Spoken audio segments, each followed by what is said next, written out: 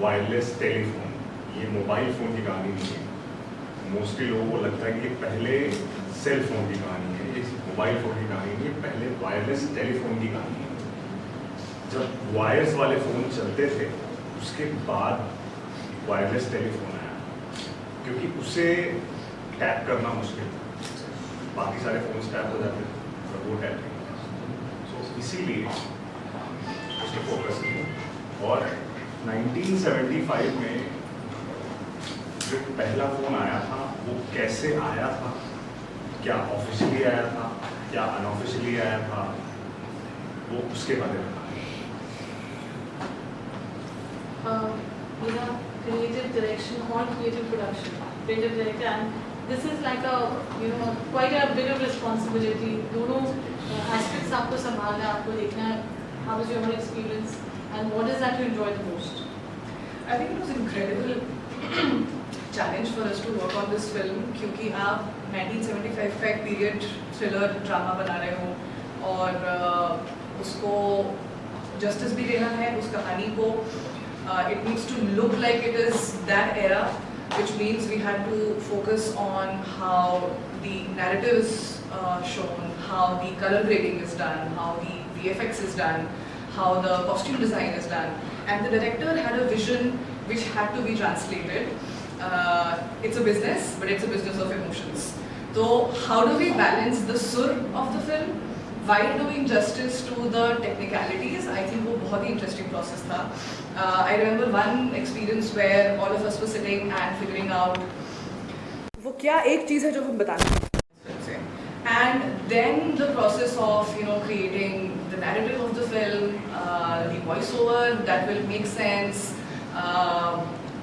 every little detail that we did here. I think it was incredibly interesting, challenging, and अब फिर आप बताएंगे जब आप ये फिल्म किस वजह से देखेंगे. प्रोड्यूसर सर 1975 की बात करें तो बहुत डिफिकल्ट दौर था.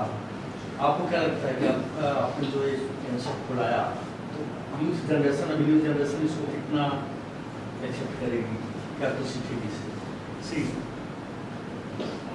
कोई भी जनरेशन हो, हमेशा लोग अपने पास से थ्रिल रहते हैं.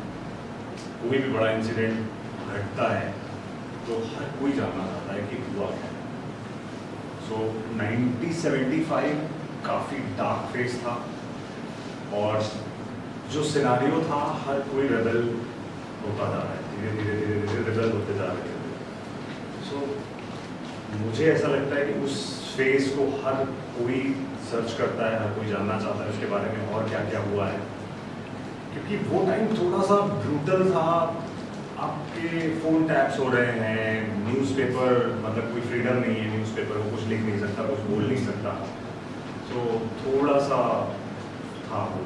और इंटरेस्टिंग तो रहेगा क्योंकि नई जनरेशन को तो देखना ही है. और नई जनरेशन में उसके मैंने ये भी देखा है कि जो हमारी पास्ट हिस्ट्री है, जैसे कि मैथोलॉजी है या फिर जो हिस्ट्री है राजाओं के बारे में है या फिर जो हमारे गॉड्स के बारे में है, वो सब नई जनरेशन सर्च करके पढ़ती. इसमें एक और एंगल भी आपको ये देखना पड़ेगा कि भले ये पहले की कहानी है और नए जनरेशन ने वो टाइम नहीं देखा है, बट ये कहानी का सार क्या है? आने वाले युग का यंत्र, आने वाला युग का हथियार. आज के टाइम पे भी आजकल हम एआई की बातें करते हैं, भले ही 10 साल 15 साल से एआई है, लेकिन हर युग में एक ऐसा यंत्र आता है जो आने वाले युग का हथियार होता है. सो शायद आपको ये देखते देखते, भले ही आप पहले वायरलेस फोन की कहानी देख रहे हैं, आपको आज के टाइम से आपको रिलेट कर पाएंगे कि आज भी चीज़ें बदल रही हैं, आज भी चीज़ें हथियार की तरह यूज़ हो सकती हैं अगर हम ध्यान ना दें उस पर. तो रिलेटेबिलिटी बहुत ज़्यादा है इस कहानी.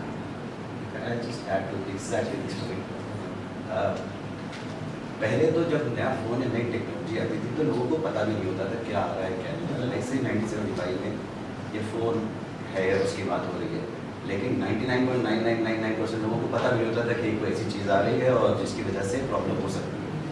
जैसे कि उसने कहा आजकल तो हम अवेयर हैं कि एक कोई भी नई टेक्नोलॉजी है, कोई नई चीज़ आती है तो उससे थ्रेट क्या क्रिएट होता है. So it's a very relatable stuff कि एक नई चीज़ आ रही है उससे क्या थ्रेट या क्या एडवांटेजेस या क्या हम नया अपॉर्चुनिटीज़ क्रिएट कर सकते हैं. This film is about that. Vibhu मेरा सवाल आपसे है कि आप what was that the creative inclination you had towards the subject that you took it? So the subject itself, because अगर आप ढूंढने जाएं तो 75 का जो भी आपको इंफॉर्मेशन और जो न्यूज़ मिल रही है वो सिर्फ यही मिल रही है कि जो गवर्नमेंट या उस समय पॉलिटिकल सिनेरियो में जो अप्रूव्ड थी. अगर आप इसके बारे में ढूंढने जाएंगे तो शायद आपको इंटरनेट पे कुछ नहीं मिलेगा. बट द वेरी फैक्ट कि कुछ नहीं मिल रहा था was the interesting part about the story. कि इतनी इंटरेस्टिंग स्टोरी है जो कि पहला वायरलेस टेलीफोन है जो इंडिया में आया, कैसे आया, क्या क्या प्रॉब्लम्स हुई, एंड उसके बेसिस पे एक ह्यूमन स्टोरी है. इट्स नॉट अबाउट फ़ोन की स्टोरी है. फ़ोन की स्टोरी तो है ही बट इमरजेंसी की स्टोरी नहीं है. पॉलिटिकल इंक्लिनेशन कुछ नहीं है इसमें, बट एक इंसानों की लाइफ में अलग अलग जो हमारे किरदार हैं उनकी लाइफ में ये फ़ोन किस तरह से हिस्सेदारी की है उसने. कुछ ने अच्छा काम किया, किसी की लाइफ में इसने कोई बुरा, उसकी लाइफ में बुरा हुआ इस फ़ोन की वजह से. तो it's about a human story. It's not about politics, it's not about anything else. But it's कोई भी स्टोरी ह्यूमन स्टोरी होना बहुत ज़रूरी होती है, नहीं तो फिर आप एज एन ऑडियंस आप उसको पसंद नहीं करते. तो human story is what this film is all about, with the backdrop of politics and with phone being a very integral part of the film. इतनी इंटरेस्टिंग चीज़ है ना कि अगर जहाँ पे आपको साइलेंस फील कराना है वहाँ पे आप बहुत तेज सा बीजीएम डाल दोगे तो वो साइलेंस फील कर सकता है इंसान. और दी कॉन्ट्ररी जब आपको ऐसा इमोशन फील कराना है जहाँ पे आप बीजीएम भी हटा दो, डायलॉग भी हटा दो और आपका बस जो सेट है और जो एक्टर्स हैं, I think we have tried to play a lot with the technicality of the film here. क्योंकि सब्जेक्ट इतना डार्क है, सब्जेक्ट इतना डेंस है. You will feel a lightness जब आप ये फिल्म देखोगे, चाहे वो के मेनन सर की एक्टिंग हो, the way he brings humour in a very difficult scene. आपने ट्रेलर देखा है, वहाँ पे कोई मर रहा है, कहीं गोली चल रही है, बट वहाँ पे के मेनन सर इतने प्यार से कोई शायरी दे देंगे या कोई मुहावरे दे देंगे. I think we've tried to balance the heaviness of the film with lightness of the technicality of the film. That's you'll have fun watching it. But उसका मतलब ये नहीं कि हम सब्जेक्ट को हमने थोड़ा सा डाइल्यूट किया. It is just that you see the dichotomy of human emotion at that time. जब आप कन्फ्लिक्टिंग इमोशंस होता है आपका उस समय में, तो आप कभी कभी आप जोक मार देते हो, कभी आप किसी की मैयत में भी जा रहे हो, आप कुछ लोग होते हैं जो जोक मार देते हैं. तो वो ऐसा नहीं कि वो करे, but it's just that a way of expressing. Some people have different ways of expressing emotions. So that's what. How challenging was it to recreate the world of 1975 while maintaining the pace and intensity of the thriller? Interesting. So वैसे तो this should be sent to the art department because they had the artist of the time. This the look. If you look at the feel, if you look at how it is, it was partly challenging in a way कि a lot of India has retained that part of it. If you see there, no spoilers, but there is a Haveli, there is stuff over there which exists. So of course, extensive detailing of what exactly, what is the look and the feel, how do we want it to be like. So that way it was there in terms of costume and all. It was a brilliant job done by the costume designer. He just got it right. And if you really look at KK and sir and all the reactions that are coming, he straight away looks like an actor from 1970s, and he internalized it, and he just brought along the era alive on the screen. It's a true-based story. It inspires. It's a true-based or inspired story. बात इससे है true-based. कि आपने कहा balanced film बनती बात. Fiction.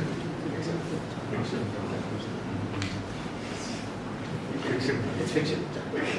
Thriller and politics. दूसरे stage कुछ इसमें ऐसे भी कुछ. दूसरी फिल्म बनानी है. बहुत काम करना है अभी. So thriller और politics के बीच में next project, first we come to that, but बिल्कुल आपसे जानना चाहेंगे thriller and politics. It's a deeply combination. Doesn't it go hand in hand? Thriller and politics always goes hand in hand. So that's like the justice on screen for the. So policy, like we all were mentioning, it is not a political film. Politics is just a backdrop. क्योंकि वो एक incident ऐसा उसमें वहाँ पे हमने plan किया कि वो एक फ़ोन की कहानी है जो पॉलिटिकल बैकग्राउंड में हुआ है ये सब, but politics is not in the phone की कहानी है, इंसानों की कहानी है, और थ्रिलर है कि वो एक फ़ोन इनकी लाइफ में कैसे इम्पैक्ट करता है और ये लोग कैसे हर सिचुएशन से डील करते हैं। Because the backdrop is politics is why this is thriller. या अच्छा काफी मंजी भी कलाकार भी आपने लिखे जो मंजी करनी चाहिए जो ये स्क्रिप्ट की मान के स्क्रिप्ट तो आप एक लिखते हैं फिर उसमें आपको समझ में आता है कि इस कैरेक्टर में कौन सा किरदार, कौन सा पात्र जो है, कौन सा इंसान एक्टर फिट बैठेगा, तो उस हिसाब से फिर सबकी कास्टिंग हुई है and then basis that it is what it is and everybody did a phenomenal job. Artist का एक प्रोजेक्ट में इन्वॉल्व होना स्पेशली लाइक कीर्ति एंड तो उनकी खुद की इन्वॉल्वमेंट, उनके खुद के inputs, anything interesting that happened, any of you would want to share that? So दोनों जन बहुत सपोर्टिव हैं, के सर भी, कीर्ति मैम भी।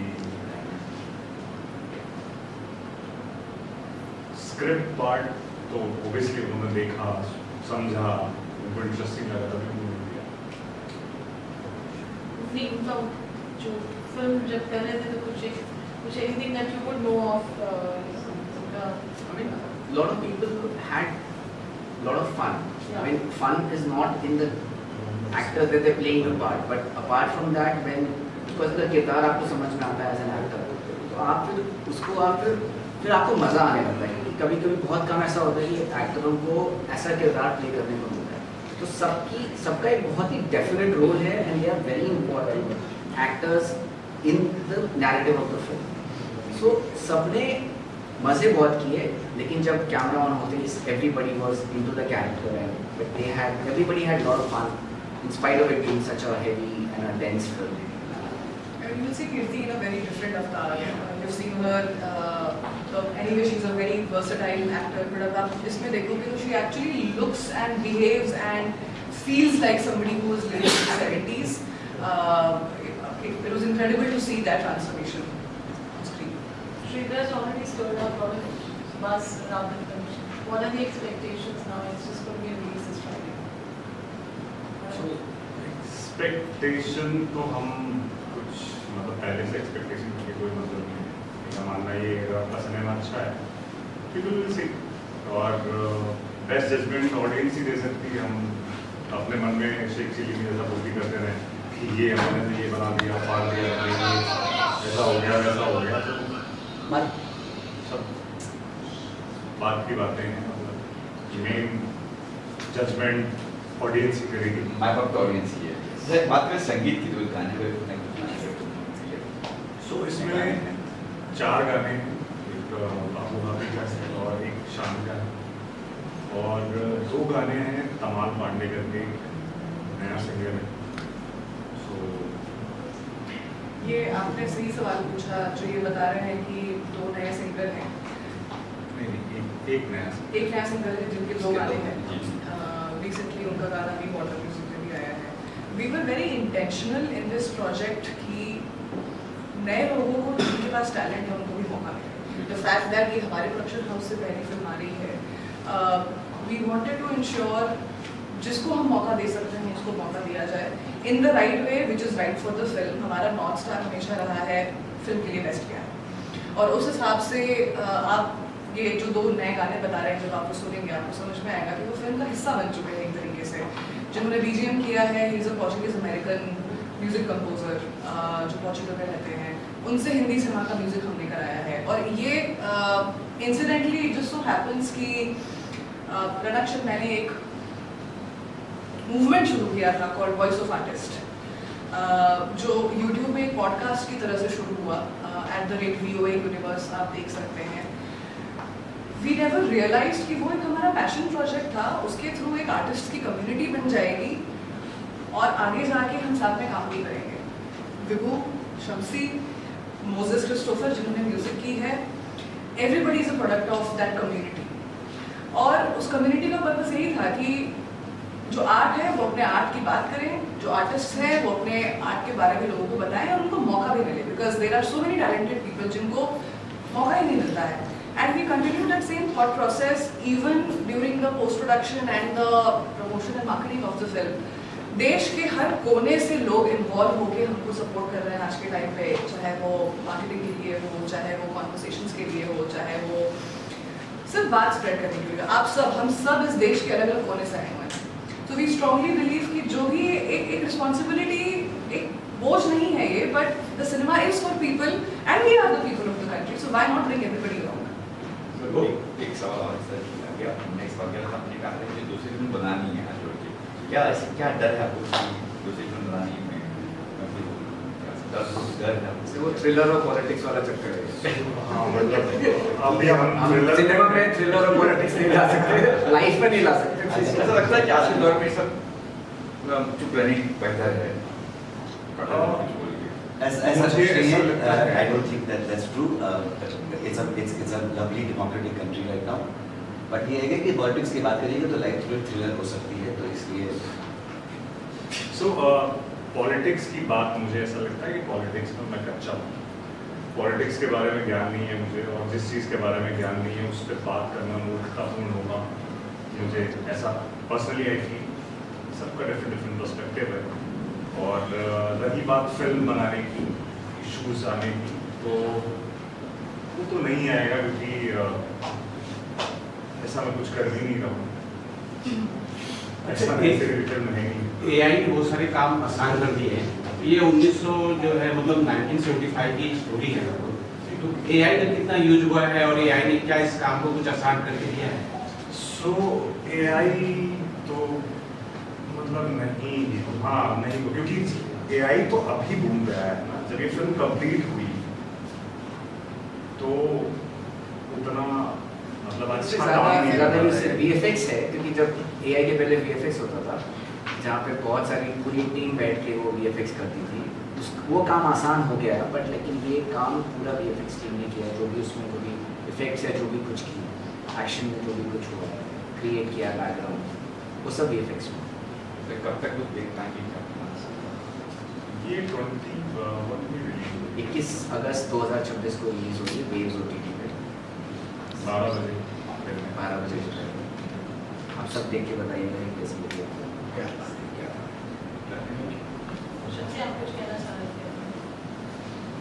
Yeah, Or the film you were saying something and the politics और थ्रिलर की बात करिए. नहीं, पॉलिटिक्स और थ्रिलर कोई स्पेसिफिक नहीं था. लाइक आपने कहा कि इट्स वेरी इंटरेस्टिंग.